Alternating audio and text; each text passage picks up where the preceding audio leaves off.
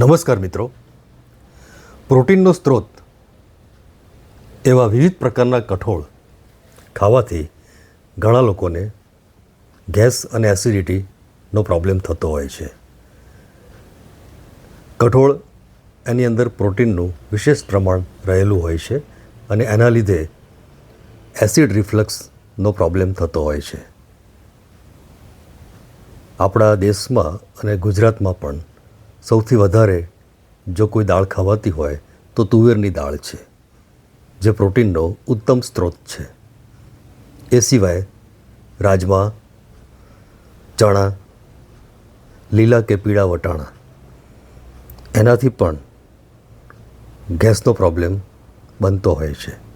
તો ઘણા મિત્રો મને પૂછે છે કે સાહેબ કઈ દાળ ખાવી સારી?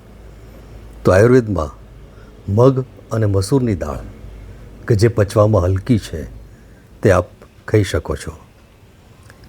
અડદની દાળ પચવામાં ભારે છે, મતલબ કે પચવામાં ઘણો સમય લેતી હોય છે અને એના કારણે ગેસ અને પેટમાં બળતરા પણ થતી હોય છે. એમાં ખાસ કરીને તમારી જઠરાગ્નિ કેવી છે એની ઉપર પણ આધાર રાખે છે. તો બને ત્યાં સુધી મગની દાળ અને મસૂરની દાળ આપ લઈ શકો છો, જે આસાનીથી એનું પાચન થાય છે અને આપણને પ્રોટીનનો સ્ત્રોત મળી રહે છે. ધન્યવાદ.